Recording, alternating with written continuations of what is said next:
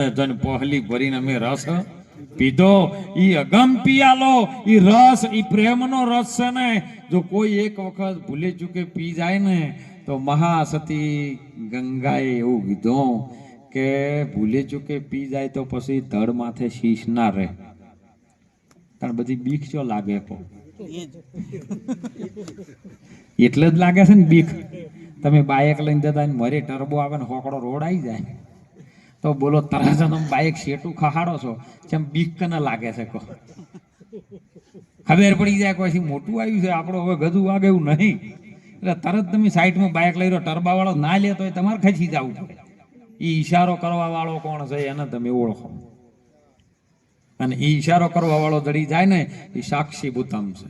એ જ તમે છો સાહેબ, તમને એ જ ઈશારો કરે છે.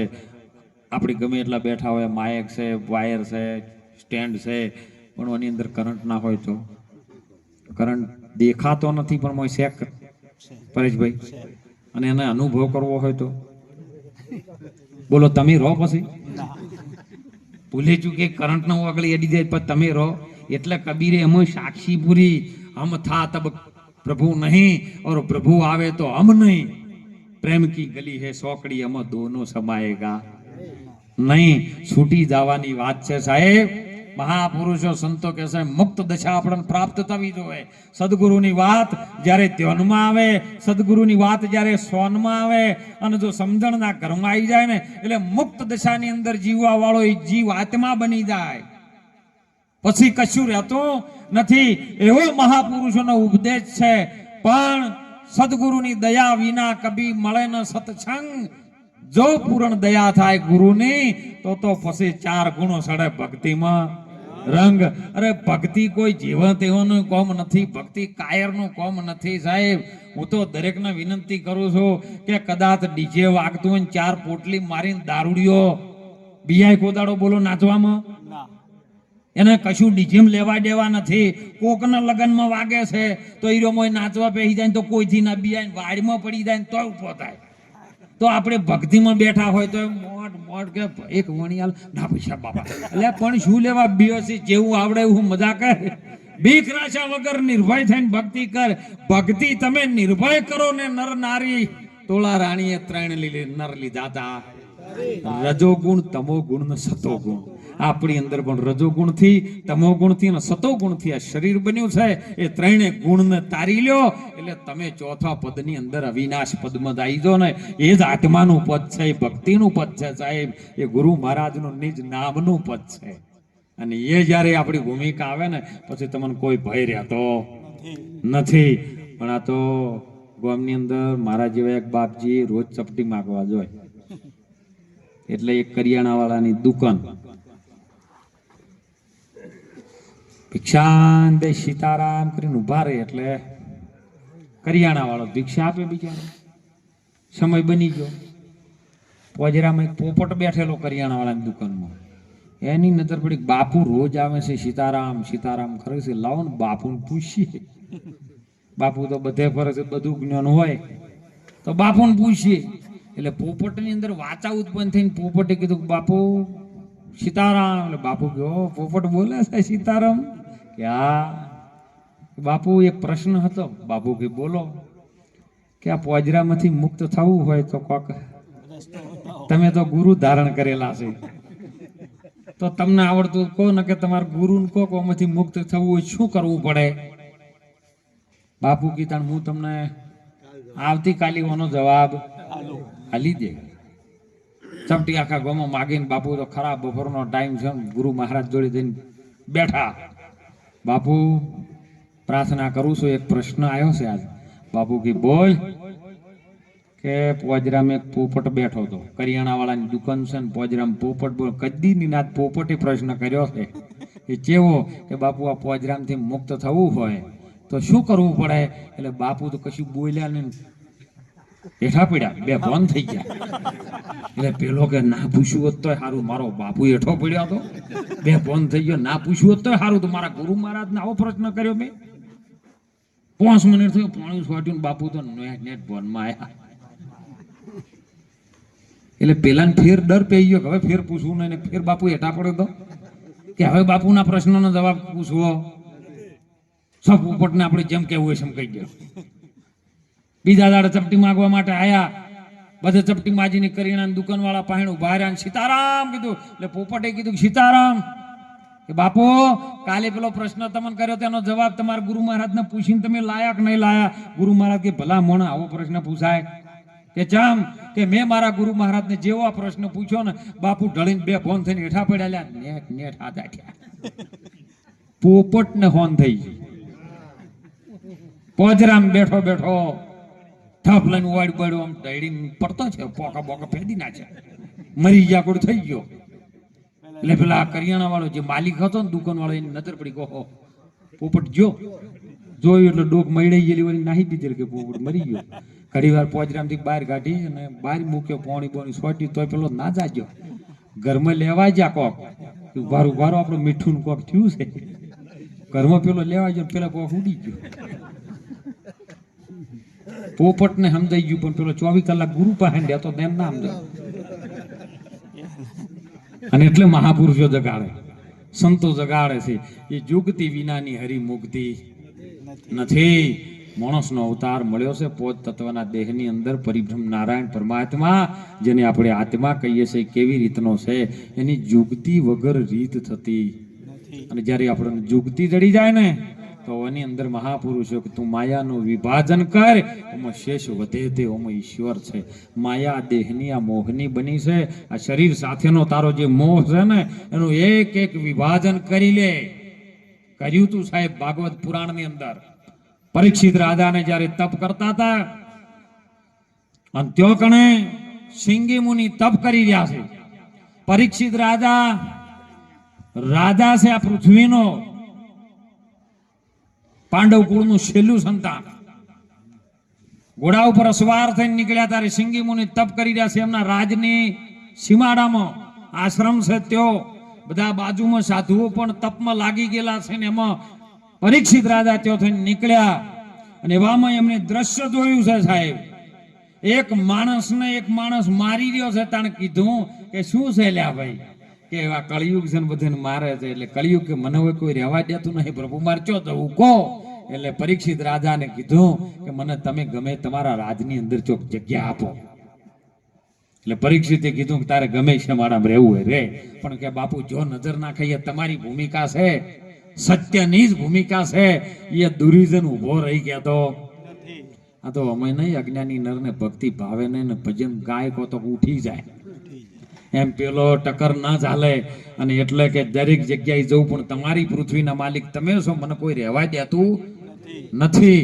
ત્યારે પરીક્ષિત રાજા એવું કીધું કે તું સોનામાં રહેજા, તને એવો એક ખંડ આપું છું કે સોનાની અંદર તું રહી શકે છે. એટલે તરત જ એને લાઈટ થઈ ગઈ અને હોનાના મુગટ માર્યો, બેહી ગયો. કળિયુગ એટલે અહંકાર, પોતાનો જ કાળ, પોતાના સામે પોતે અહંકાર કરો ને. ઘણી વખત જોજો ઝઘડો થાય ને એટલે પેલો વધારે રી ચડી જાય ને, તો તમે ના પકડો ને તો ઈરો હાથે હેઠો પડે. કેમ કે એને વધારે કાળ ચડ્યો ને એટલે એનો કાળ એને પાડતો હોય. અને એવામાં પરીક્ષિતના સોનાના મુગટમાં રહી ગયો ને પછી નીકળ્યા છે. સિંગી મુનિ તપ કરતા હતા ને બેઠા હતા. અને રાજાની દ્રષ્ટિ પડી પરીક્ષિતની, ઓહો મારા શેમાડામાં મારા રાજમાં આ સાધુડો તપ કરે અને હું હોય આ નગરીનો રાજા, અને મને થોડી ઘણી સલમ ના કરે. દો પેલો બેહી ગયો સાહેબ, મરેલો સાપ પડ્યો હતો ને ગળામાં પહેરાવી દીધો. અપમાન કર્યું સાધુનું. સિંગી મુનિ તો તપસ્યામાં હતા. પણ જ્યારે પરીક્ષિત આ કરીને નીકળી ગયો ને જ્યારે રાજની અંદર જઈને મુગટ મૂક્યો, અને તરત એને પસ્તાવો થયો કે હા, હું આ જગતના જીવોનું ભલું કરવા વાળો, હું ધર્મના માર્ગે ચાલવા વાળો, અને મારાથી આજ એક ભેગ ભગવાન સાધુનું અપમાન થઈ ગયું અને પસ્તાવો થયો. હવે ત્યાંથી નીકળ્યો. પહેલેથી નદી કિનારેથી સિંગી મુનિના દીકરા જ્યારે આવતા હતા સ્નાન કરી અને પોતાના બાપના ગળામાં મરેલો સાપ બાળ્યો, એટલે દીકરાના ક્રોધનો પાર ન રહ્યો કે આ ધરતી પર એવો કોણ છે કે સાધુનું અપમાન કરે, મારા પિતાજીનું અપમાન કરવા વાળો આ દેશમાં એવો કોણ છે સાહેબ.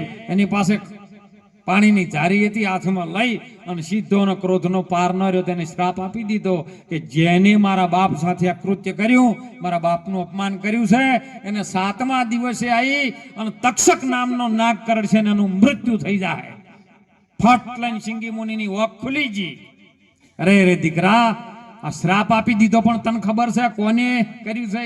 કે ના, જેને કર્યું છે એને કરડશે ખરો, પણ કે તારે હજારો વર્ષનું તપ એક શ્રાપમાં જતું રહ્યું. જોણ્યા વિચારા વગર શ્રાપ લાય નહીં. તારું હજારો વર્ષોનું તાપ જતું રહ્યું છે સાહેબ. એ આપણા રાજનો પરીક્ષિત રાજા થતો, પણ એનો સમય એવો બગડ્યો છે. પરીક્ષિત રાજાને જ્યારે અવળું જહું નહીં, ઋષિના ગળામાં નાશો હાપ, એ સમજણ વિના થયું છે. તો આપણે સંતોષીએ, બહુ હૃદય વિશાળ રાખવું જોઈએ. કદી શ્રાપ હલાય, પણ કે બાપા હવે મુખથી નીકળેલો શ્રાપ છે કદી પાછો આવતો નથી. ઓખચમ ખુલી શિંગી મુનિને ખબર છે કે જો પોતાનો દીકરો ભૂલ કરે ને અજમલભાઈ, તો તરત બાપની ઓખ ખુલી જ આવી જોવે કે મારા દીકરાએ આ શ્રાપ આલવાની ભૂલ કરી, મારી ઓખ ખુલવી પડે. ગમે એવી તપસ્યા હોય તો તોડવી પડે. અને પછી આવ્યો પરીક્ષિત રાજા કે ભાઈ સાહેબ મારી ભૂલ થઈ છે, પણ કે હવે ઓમાંથી કોઈ આકા પાછું થાય એવું, તો કે ઓમાંથી હવે મારું મૃત્યુ સુધરે એવો કોઈ ઉપાય બતાવો.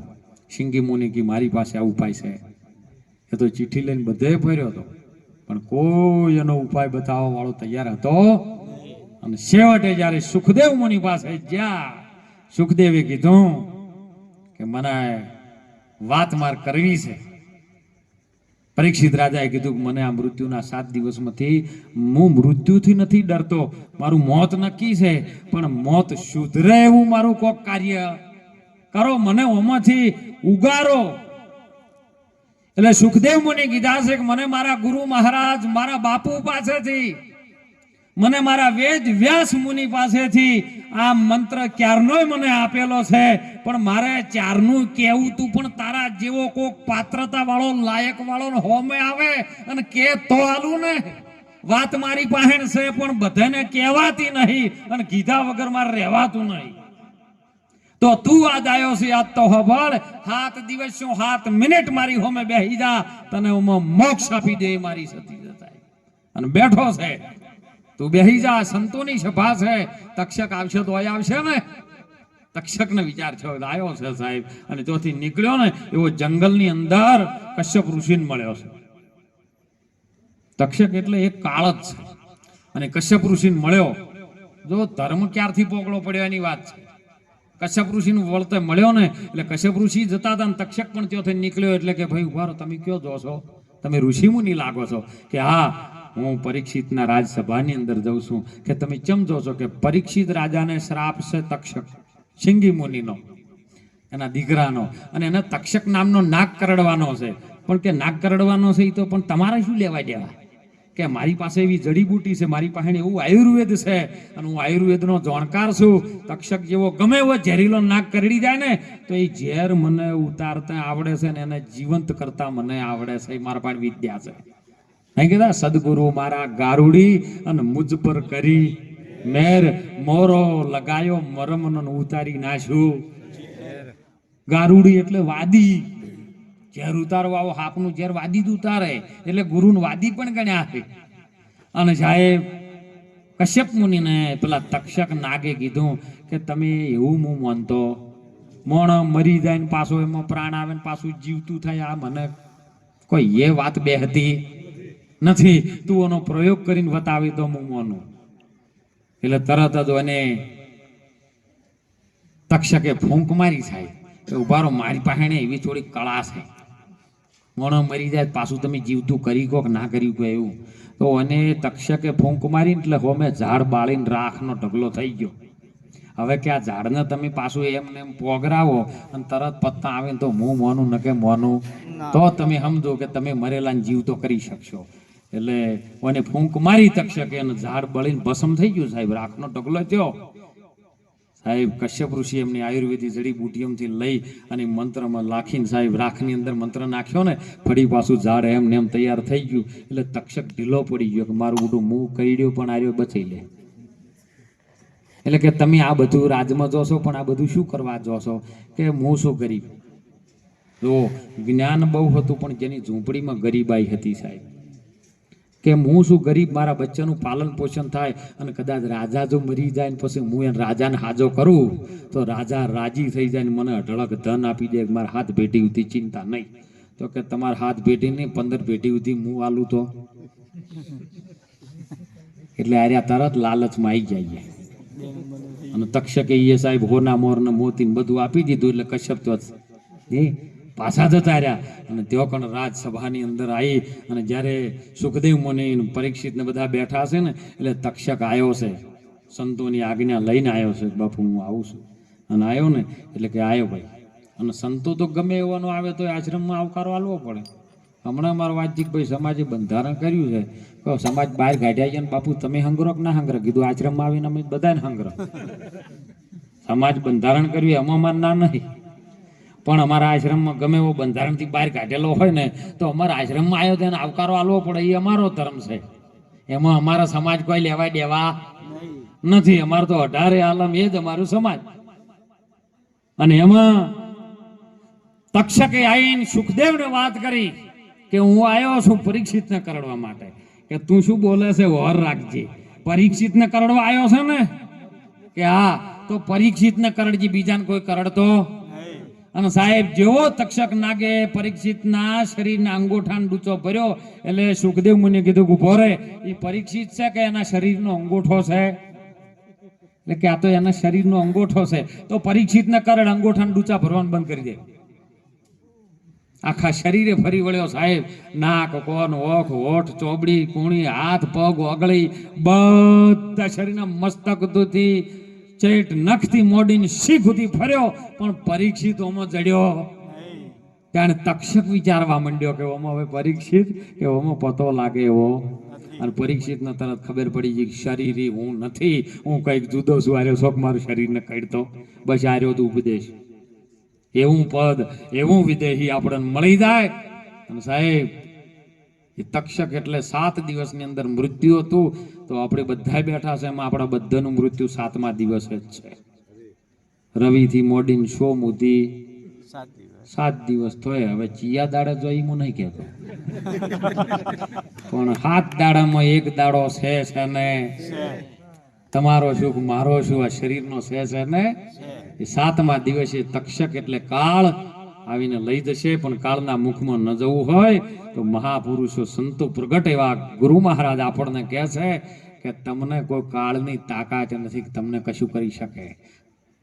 કેમ કે મહાપુરુષે કીધું છે, સંતોએ કીધું છે કે હું તો કાળનો છું, મહાકાળ એ હું છું, મને કશું કરી શકતો નથી. એ પદ એ ચોથા પદની વાત એ સમજાવવા વાળો ચોથું પદ પણ એવું શું છે અને સમજાવવા વાળો એ પંચમ.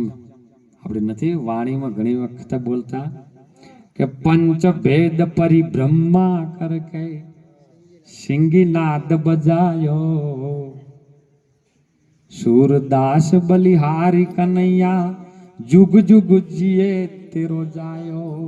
अन नगर में जोगी आया यशोदा के घर आया, अरे आकर अलख जगाया भेद कोई समझ न पाया। साहेब एनो भेद આપણે આજ સુધી સમજી ન શકા, બસ એમાં આનંદ કરી લ્યો આપણને મળે એટલું. भेद એનો હજી સુધી આપણે કોઈ સમજી શક્યા, કારણ કે ખુદા તેરી અકલિત માયા ને ભેદ કિસી ન પાયા. એનો ભેદ આજ સુધી કોઈ પામવા જેવું નથી.